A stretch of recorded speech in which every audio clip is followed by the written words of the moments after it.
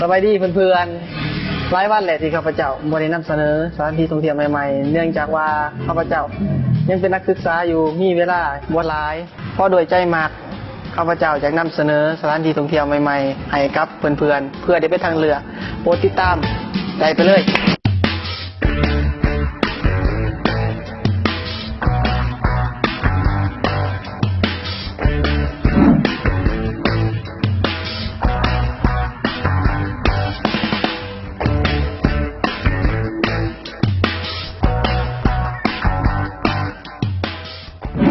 แล้วสำหรับคลิปมื้อนี้เนาะเฮาสิพามาเบิ่งสถานที่ท่องเที่ยวซึ่ง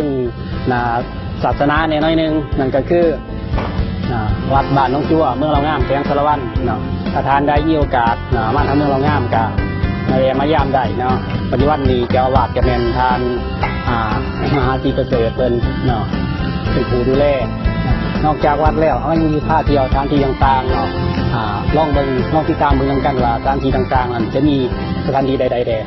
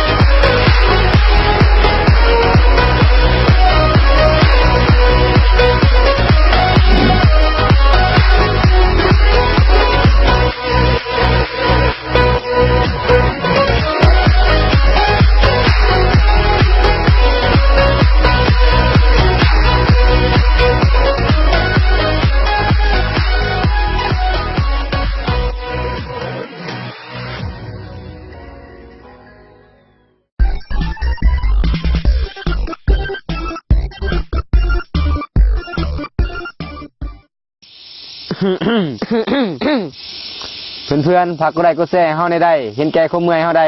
ไปกดแล้วอย่าไปใส่กับไปเนี่ย